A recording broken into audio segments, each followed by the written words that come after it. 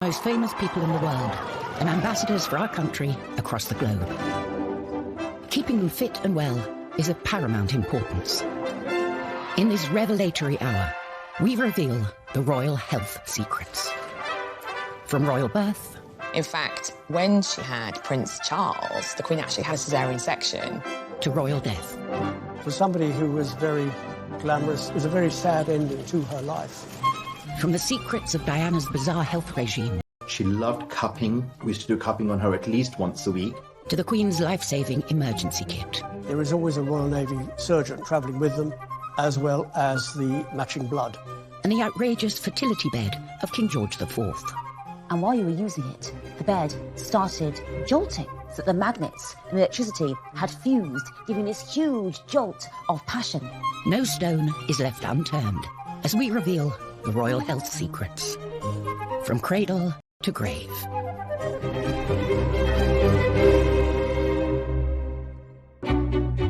The royal family lead lives of jaw-dropping luxury and glamour in return for carrying out their duties. And there's one duty that's more important than any other. It can certainly be argued that the most important role of the royal family is to keep the royal family going. That means producing heirs and making sure that they produce heirs. The nation's rejoicing is marked by a salute of guns. Her Royal Highness is the proud and happy mother of a prince. The first stop on our tour of royal health, birth. Prince Harry dozed, behaving impeccably. We're used to royal babies born in private hospital wings and paraded in front of global press. But it was a different story. The Queen gave birth to Prince Charles in 1948.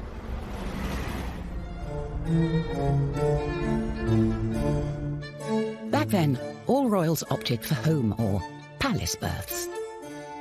The three boys were all born at Buckingham Palace. Princess Anne was born at Clarence House purely because the Queen and Prince Philip had moved out of Buckingham Palace because it was being renovated after damage incurred during the Second World War. In fact, when she had Prince Charles, the Queen actually had a caesarean section. She wasn't rushed to hospital. The royal doctors set up an operating theatre inside Buckingham Palace. Everything was sterilised and performed the operation so that she could have Prince Charles there and then. And if you thought her consort would have been there to support her, think again. Well, apparently Prince Philip was swimming and playing squash when Prince Charles was born, which, frankly, is about as useful as a man of his youngest child. By that time, it's thought that the Queen put a lot of pressure on him and said modern fathers and modern husbands are at their wives' bedside during the birth now, so you jolly well can be too. The head obstetrician was Sir John Peel, Ingrid Seawood's godfather. Only one secret about the delivery ever escaped his lips. They converted the ballroom in Buckingham Palace into an operating theatre. Normally, it's a guest suite for visiting heads of state. And it was all going a bit slowly, and the faces were very long. And Prince Philip walked in. And so, as it is Prince Philip's wont to make these kind of jokes, he said, and to think that last week, General de Gaulle was having a bath in here. And that sort of broke the ice, and everybody laughed. In those days, there was no rush to display the baby. There are some very sweet pictures of the Queen in bed, cuddling the baby Prince Edward, and next to the bed are her older children, Prince Charles and Princess Anne, and that group picture of the four of them shows, I mean, Edward was at least a couple of days old by this point, but the Queen was still in bed, kind of in confinement.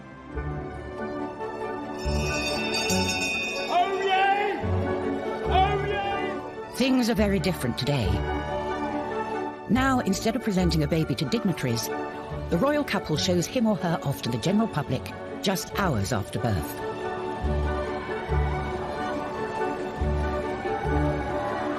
And this is where it usually happens. The Lindo, a private wing of an NHS hospital close to Kensington Palace. One of the reasons that the royals have chosen the Lindo wing over other private maternity units in London is because it's aligned to St Mary's Paddington Hospital, so it also has all the facilities of a fully fledged hospital. The first royal baby to be delivered here was Princess Anne's son, Peter, in 1977. Princess Anne was driven to St Mary's Hospital in London for the birth of her child.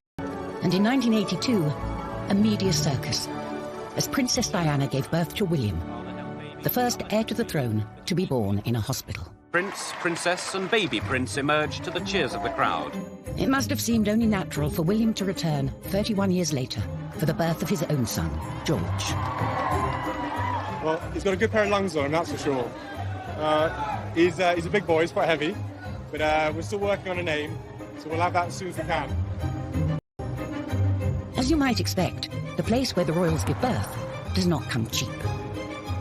The Lindo wing is very expensive. It's around £6,000 for their standard room a night. If you want the deluxe option, it's an extra £300. As this promotional video shows, the Lindo has all the facilities you'd expect. I had my daughter there. It wasn't very glamorous at all. And when Diana had William there, it wasn't glamorous. But now it's quite smart, and still got the knowledge that anything goes wrong, there's going to be a lot of people that are going to be able to help you.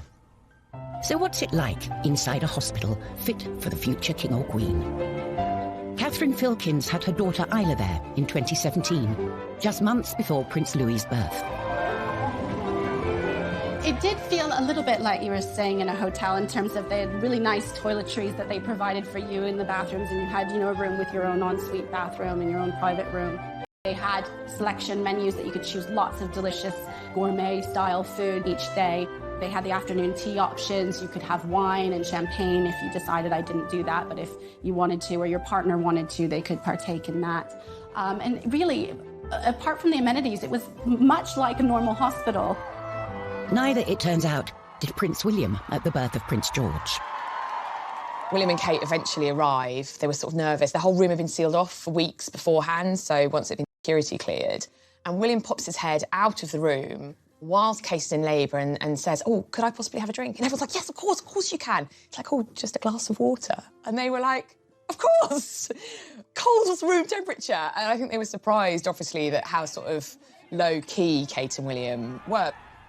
And after the birth, one can relax in style, as Catherine can attest. We had booked a standard room, and when we got to our room, we were in a deluxe suite, and we were led to believe that it was the room where the royals were, and it was huge. The immaculately presented Kate has helped make the Lindo Wing Photocall a modern-day institution. Any parents, I think, will probably sort of know what this feeling feels like. It's very special. But these photocalls are controversial. Many think they pressure other women to pretend childbirth is easy and neglect their recovery.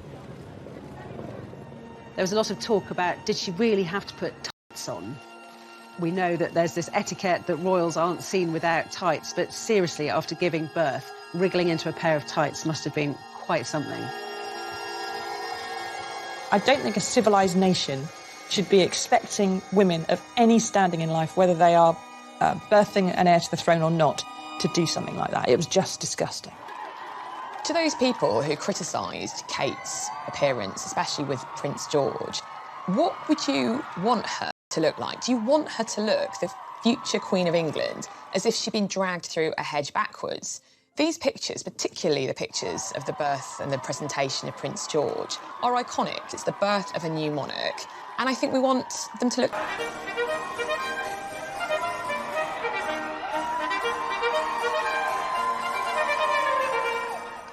Coming up, the secrets of George IV's outrageous fertility bed. The bed started jolting so that the magnets and electricity had fused, giving this huge jolt of passion. And how the Queen's health is protected wherever she goes. There is always a Royal Navy surgeon travelling with them, as well as the matching blood.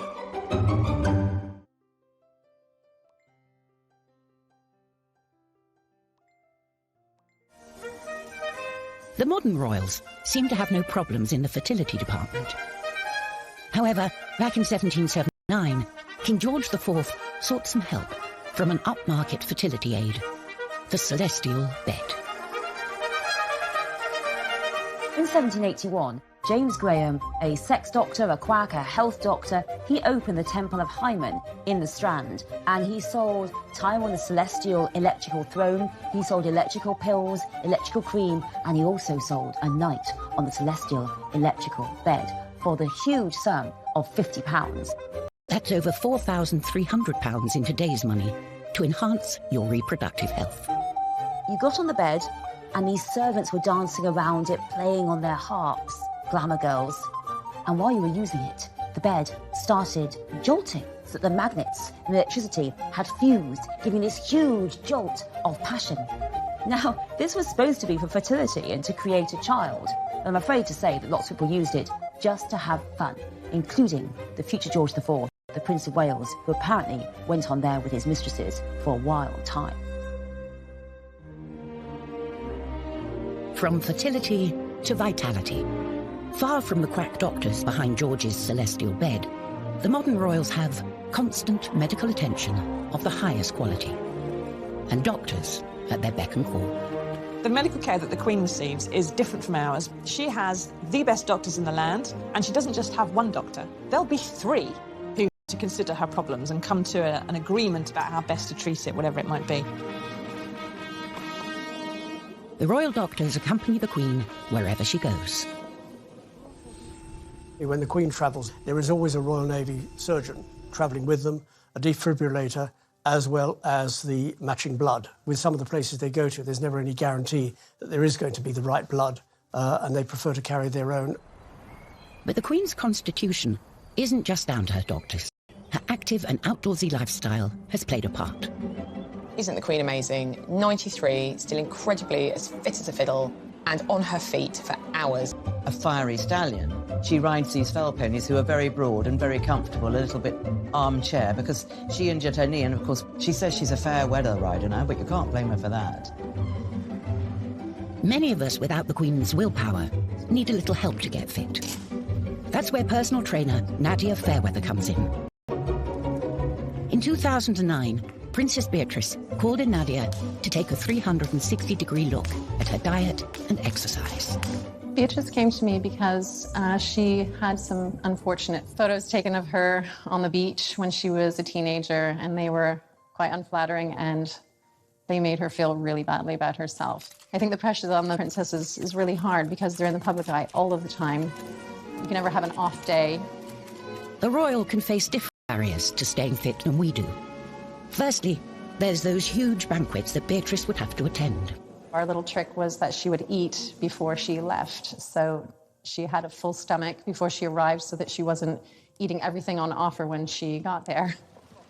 Then there's the paparazzi and the public. Beatrice and I used to train really early in the morning to avoid people recognize her, and they would often interrupt our session. They'd get right in her face, not even ask, they'd just take a photograph of her. Someone who doesn't need help to motivate herself is the Duchess of Sussex. With Meghan, the royal family has gained a real fitness fanatic. We all know that Meghan, the Duchess of Sussex, is a yoga aficionado. Her mother is a yoga instructor, so she's been doing it all her life, and we know has even introduced Harry to the delights of yoga and has been getting him to do an early morning yoga session. She likes doing it in the dark with hip-hop blaring, maybe a few candles. Meanwhile, Meghan's husband, Prince Harry, is a member of the swanky Kicks gym in Chelsea. Kicks Gym, KX Chelsea, is so exclusive. It's £600 a month. Yes, it does have gym equipment in there, but it also has, you know, a restaurant, it has a spa. Prince Philip, on the other hand, has followed a more no-thrills approach. When he was first married to Princess Elizabeth, he used to put on sweaters and run around the garden until he got a real sweater. The Queen thought he was mad. His tailor says that he's never actually had to take out any of his clothes. He still fits into all the uniforms he's had his entire life, which for a man pushing 100 is extremely impressive. The answer for everyone should be keep fit and stay alive. The secret to Philip's success is the 5 Basic Exercises programme, or 5BX, an 11-minute routine developed for the Royal Canadian Air Force. The advantage of the 5BX is that you don't need any equipment, it doesn't take up a lot of space or a lot of time. All the major muscles in the body have been used, so you see that it is balanced. For some royals, keeping fit and healthy isn't enough. They like to take matters into their own hands, using alternative therapies to treat themselves. The royal family for many, many generations have been fascinated by homeopathy, by alternative therapies, by the occult. Prince Charles is a passionate advocate of homeopathy, and in 2019, controversially, became patron of the Faculty of Homeopathy. He's absolutely devoted to it, and it's one of the weaknesses that people see in his critical thinking. Homeopathy is based on the principle that a substance that causes a symptom can also cure that symptom. Britain's most senior doctor, Dame Sally Davis, said she was perpetually surprised homeopathy was provided on the NHS and branded it as rubbish. In 2017, NHS England stated that no GP or prescriber should be providing it at all. However, the British Homeopathic Association maintains that a growing body of published research in good quality peer-reviewed journals shows that homeopathy has a positive effect. Prince Charles should be using his absolutely huge profile and platform to be promoting something that has evidence behind it, something that is going to actually help genuinely his nation. Famously, the biggest advocate of alternative therapies in the royal family was Princess Diana. That is liver meridian, take away all your tension. Dr. Lily Howyu is an acupuncturist who treated Diana for stress and anxiety from 1996 until her death. She come 1 week, at least about 6 months, and after that, you know, even after 1 month, and she kept telling me, she said, Dr. Lily, I never feel as good as now physically. Acupuncture really can help her to calm her down, to give her more energy. And also, she said, before, when she faced problem, she easily to break to tear and then lose her temper. And now she just face it. Princess Diana always said, if it can help me, it of course can help other people with similar problem like me. But Princess Diana didn't stop at pins. In his Marylebone clinic, Nish Joshi is practicing an Eastern therapy called cupping. She loved cupping. We used to do cupping on her at least once a week. What you're trying to do is you're improving the flow of blood into a tissue by creating a vacuum to therefore allow detoxification of... At the time of her separation from Charles. And Nish took her holistic health in hand, from cupping, osteopathy, and nutritional advice to cognitive behavioral therapy.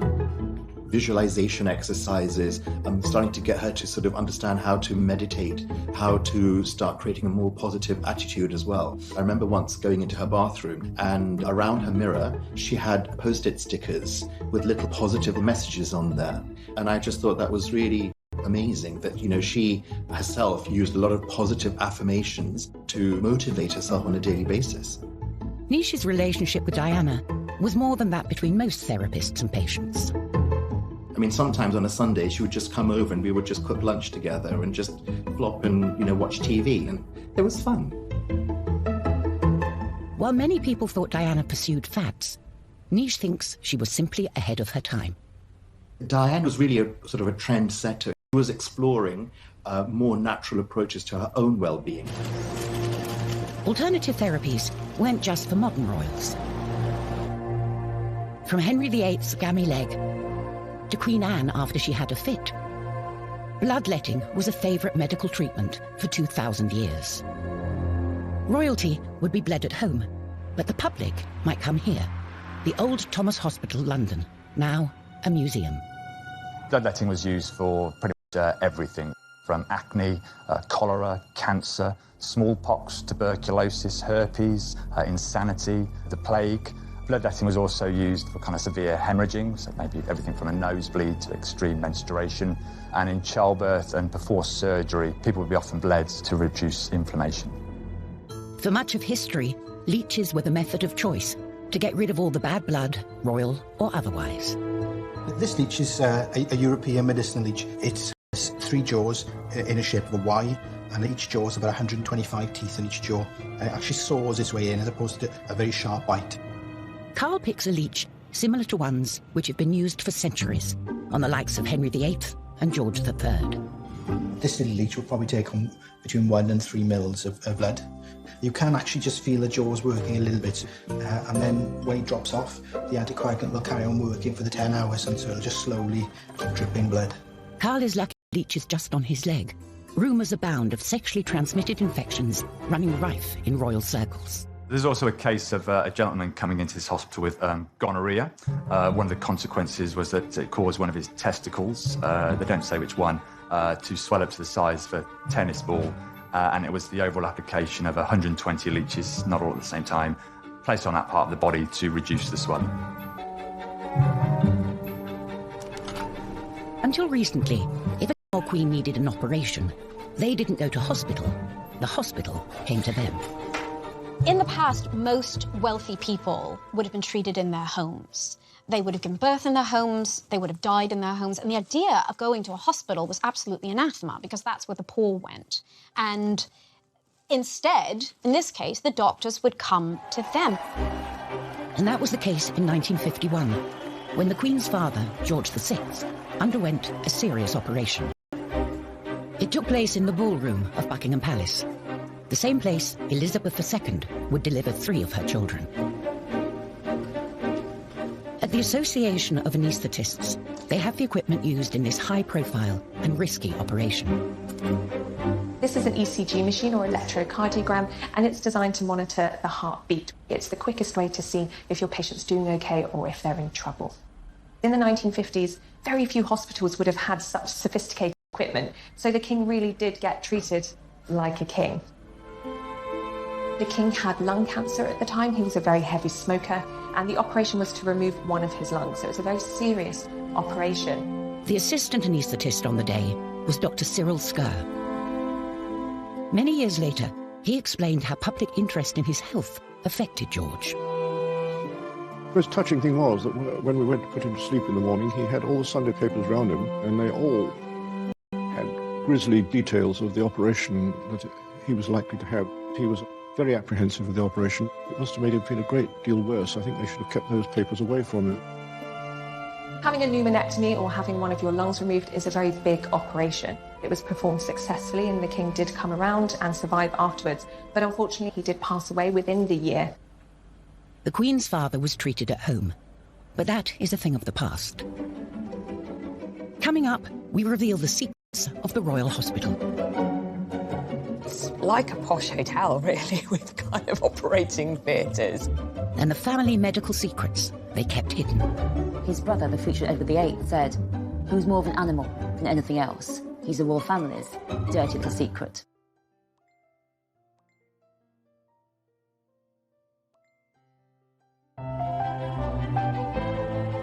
For many centuries, the health of the monarch was seen to reflect the health of the nation. If you think about when the king or queen was the head of this country in all ways, constitutionally, if there was even a rumour or a suggestion that they were unfit to reign, it had huge ramifications for the security of the country.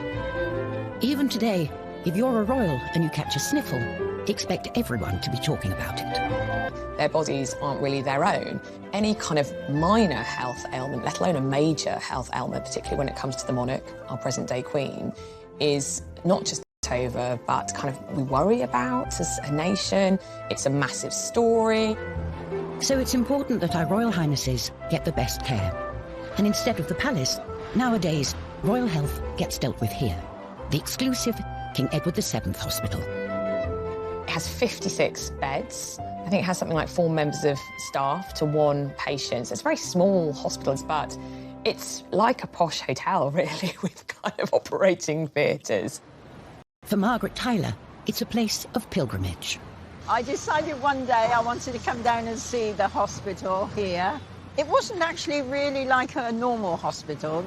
The rooms were lovely, sort of panelled and that sort of thing. It just felt like a normal large house. Charming, I would say the word is charming.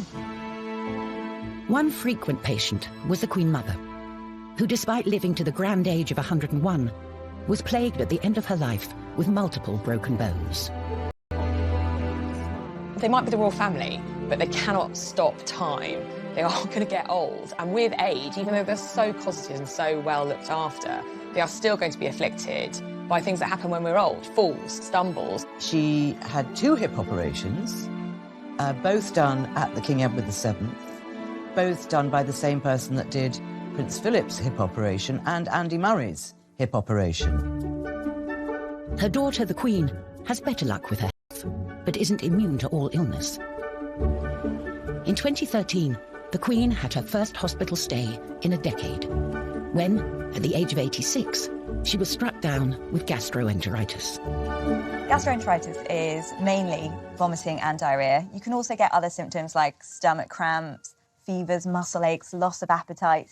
For most people, it goes away in a few days without any treatment, but in the elderly, it can be severe and it can be bad enough to get them hospitalised.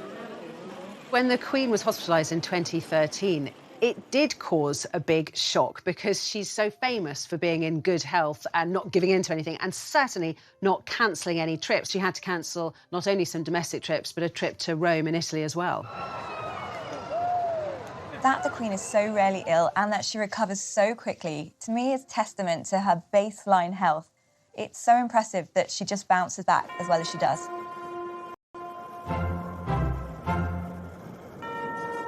Prince Philip is another famously robust member of the royal family. But by the time he reached his 90s, even his health was beginning to fail. For about 4 hours in good old English drizzle in the middle of the River Thames, he was taken to hospital with a bladder infection. And it was widely believed that this is because he had spent 4 hours tying a knot in it and holding it in. It's not good for anybody, but especially not when you're 90. And while getting sick isn't often a matter of choice, dangerous hobbies sure are. The royal family's love of horse riding is well known, but it can come at a cost, as Princess Anne found in 1976. The first many people knew about the accident was when Captain Mark Phillips galloped off to his wife's side. The princess, unconscious, was covered over with blankets as officials anxiously summoned an ambulance. Princess Anne was taken to hospital, but got lucky escaping major injury. Later learnt that Princess Anne had cracked a vertebra. But her daughter, Zara Phillips, has not been so fortunate. She was also knocked unconscious after a fall in 2004 and broke her collarbone in 2008. Every year, unfortunately, people do die and have serious injuries as a result of horse riding, including paralysis. There are so many other sports that are much safer. Royals might as well be bungee jumping for all the safety procedures and that they follow and the risks that they run. Bungee jumping in a car park above concrete with a really rubbish elastic band. To correct her spine, Princess Eugenie underwent major back surgery. In 2018, she decided to break royal protocol with her wedding dress to send a dramatic message. When Princess Eugenie got married, it was one of those moments where the royal family, the younger royals in particular, actually did a wonderful good thing for everybody else. She decided that one of the main features of her wedding dress should be quite low back, and she wouldn't wear a veil. It was a major break from tradition, but meant everyone could see a long scar on her back from her childhood operation. Scoliosis is when you get a curvature and a twist to the spine. It can be severe and does need surgery and physiotherapy. In Princess Eugenie's case, she had 2 metal rods, one either side of her spine, put in and fixed in place with screws. She made an effort to design a dress with a big, deep V at the back to show her spinal scar so that she could show every other boy and girl in the world and in the country that if you have something like a curvature of the spine, A, it can be fixed, and B, your scars are what make you, and there's no need to be perfect. And I thought it was wonderful. I was almost in tears watching that. Eugenie proudly showed her scars off to the world. But back in 1902, the royal family were busy hiding away what they saw as a medical embarrassment. That he wasn't developing as fast as the children, he wasn't learning as fast, he had epileptic fits, he may have had autism. And they really started to try and hide him away. He did not go to his father's coronation, and in the First World War, he was basically put on this farm. But he never saw his siblings, and the family essentially were trying to hide him away, pretend he didn't exist. And when he died at the age of 15, his brother, the future Edward VIII, said, He was more of an animal than anything else. How cruel, how unsympathetic. But to Edward, that was the way it was. He's the royal family's dirty little secret. Coming up, we see how Princess Diana took her own serious problems. She had tried to throw herself down the stairs while she was pregnant. She suffered from bulimia, depression, crying fits. And used them to change the way royals dealt with mental health forever. And then she made a very brave decision that she was going to talk about it publicly. Anorexia or bulimia show how an individual can turn the nourishment of the body into a painful attack on themselves. She made an effort to design a dress with a big deep V at the back to show her spinal scar so that she'd show every other boy and girl in the world and in the country that if you have a curvature spine, A, makes B, scars are what make you perfect. And I thought it was wonderful. I was almost in tears watching that. Usually they proudly showed her scars off to the world.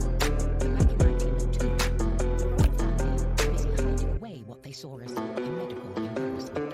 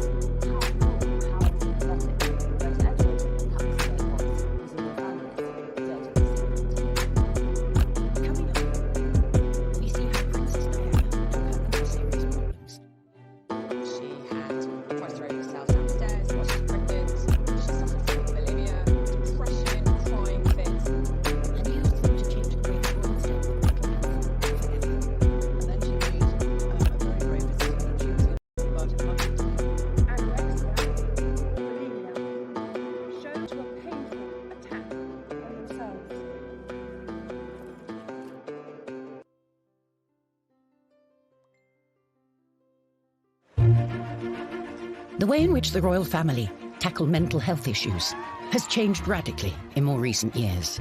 And much of that transformation was due to one woman. No one really knew that Princess Diana was suffering from mental health issues until the bombshell book written by Andrew Morton, which revealed that she had tried to throw herself down the stairs while she was pregnant. She suffered from bulimia, depression, crying fits.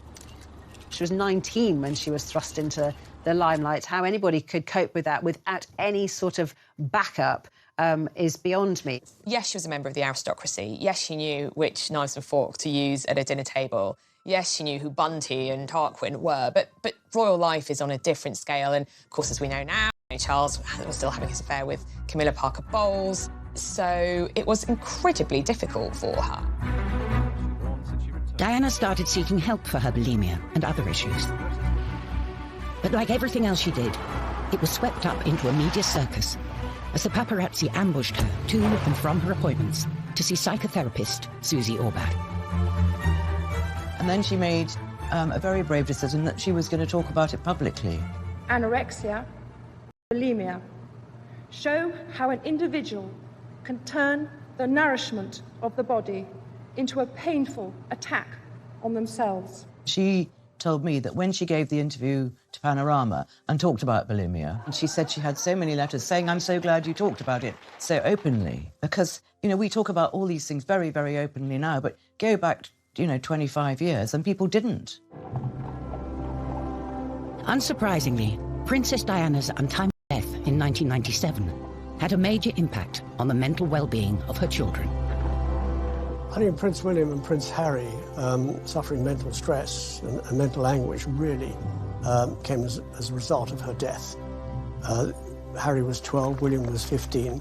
All around them, people were weeping and wailing while they were maintaining the royal family mantra, "You do not show private grief on a public sleeve." They were talking to people, they were shaking hands, they were smiling, they were looking at the inscriptions on the floor of tributes. They were probably burning up inside, screaming inside.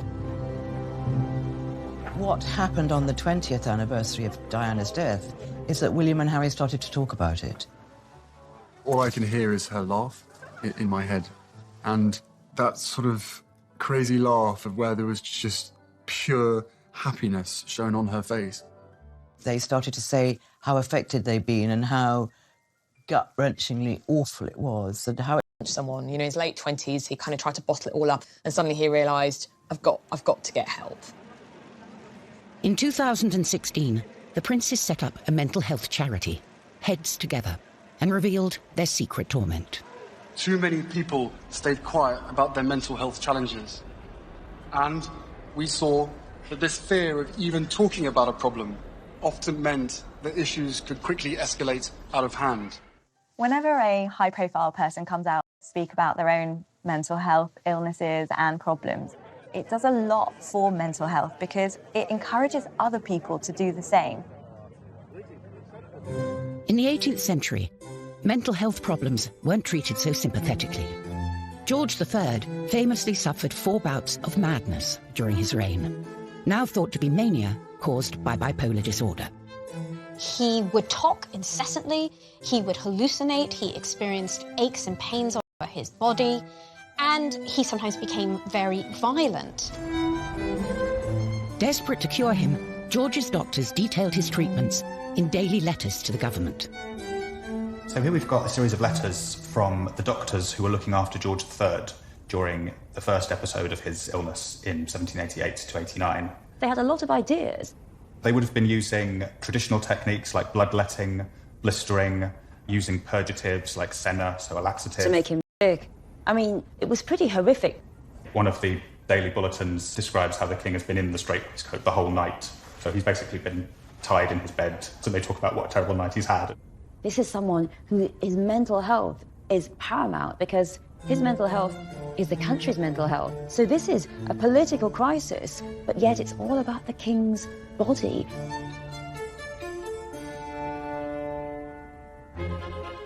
Another long-lived monarch who probably suffered from mental health issues was Queen Victoria. It's highly likely that Victoria was clinically depressed after the death of Albert. She completely retreated from all of her public engagements. She dressed in black for the rest of her life. She also started to eat excessively. And again, this is one of the reasons why she soon became too ashamed to go into public, because she had put on an enormous amount of weight.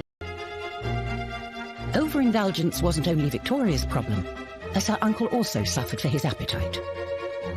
George IV was a man of decadent tastes, and definitely didn't have an exercise regime. Historian Kate Williams has come to his pleasure palace, the Brighton Pavilion, to find the evidence. So, Martin, what have we got here?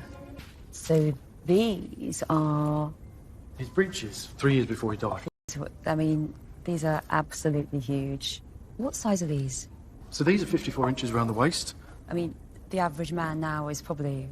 34? 34, so a 1 3/4 of an average man. Exactly, yeah. Into here. His breakfast consisted of 2 pigeons, 3 beefsteaks, 3/4 of a bottle of Moselle, a glass of brandy, a glass of champagne, and this was just for breakfast. No Weetabix for George. No Weetabix, no vegetables, no Weetabix, no help. And he was in such chronic pain. He had so many illnesses, even from a young age. George's appetite led to multiple health issues, including gout, hardening of the arteries, and dropsy, which all cause more problems. The gout led to cataracts, meaning he was practically blind by the end of his life, and his hands got so full of liquid, he was unable to hold even a pen. There was a point his physicians actually said, because he was so large, that actually any exercise he did would have actually been quite damaging to his health. By the end of his life, he had to sleep sitting up to avoid being suffocated by his own weight, while doctors regularly tapped his abdomen to drain excess fluid. This is the reality. A man who had had a life of excess, and his health was... Shot. Absolutely shot to pieces. Yeah. Wow. It really brings home that one of the worst threats to a monarch's health is actually his own indulgence. But George IV wasn't the only royal who fell foul of their decadent lifestyle. The Queen's sister Margaret died in 2002 at the age of 71 after enduring years of bad health. Poor Princess Margaret, a lifetime of hard living finally caught up with her. All that drinking finally caught up with her. She scalded her feet in a shower, moustique. I mean, she didn't realise that the water was so hot. I mean, she literally was so hot it scalded her. That was a sort of led to more and more medical problems with her. Migraines, laryngitis, bronchitis from all the smoking, hepatitis, pneumonia, not forgetting the 3 strokes. For somebody who was very glamorous, somebody who enjoyed life, to suddenly be confronted with burns that you don't quite get over, to have a number of mini strokes you don't quite get over, it was a very sad ending to her life. Thankfully, her sister the Queen is much healthier. And just as well, when we've seen how the health of the monarch has been synonymous with the health of the nation for most of British history. The monarch is if the monarch is strong and healthy, the state is strong and healthy. We still wait with bated breath for every royal operation and celebrate every royal baby. And to many people, what happens to a royal body is almost as important as what happens to their own. It's always that kind of dichotomy. They're like us, but they're not like us. They live in palaces and drive around in carriages and have every kind of luxury that life could ever throw at them. But on the other hand, they are just like us because they still need hip replacements, have knee trouble, they break wrists, and so it kind of shows that they are just still like us.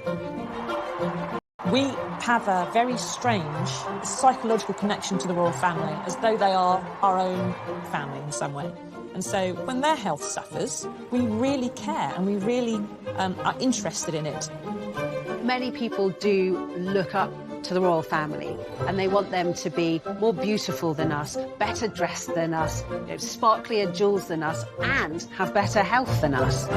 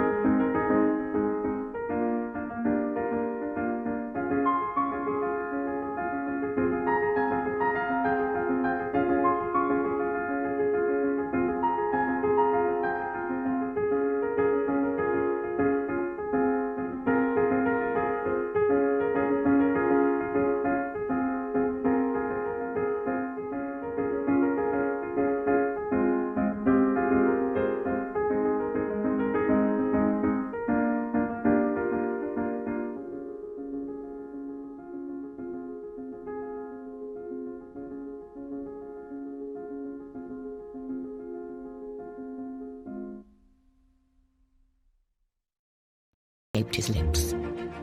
They converted the ballroom in Buckingham Palace into an operating theatre. Normally, it's a guest suite for visiting heads of state. And it was all going a bit slowly, and the faces were very long. And Prince Philip walked in. And so, as it is Prince Philip's wont to make these kind of jokes, he said, "And to think that last week General de Gaulle was having a bath in here." And that sort of broke the ice, and everybody laughed. In those days, there was no rush to display the baby. There are some very sweet pictures of the Queen in bed, cuddling the baby Prince Edward, and next to the bed are her older children, Prince Charles and Princess Anne, and that group picture of the four of them shows, I mean, Edward was at least a couple of days old by this point, but the Queen was still in bed, kind of in confinement.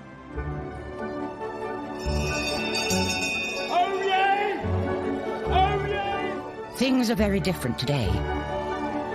Now, instead of presenting a baby to dignitaries, the royal couple shows him or her off to the general public just hours after birth.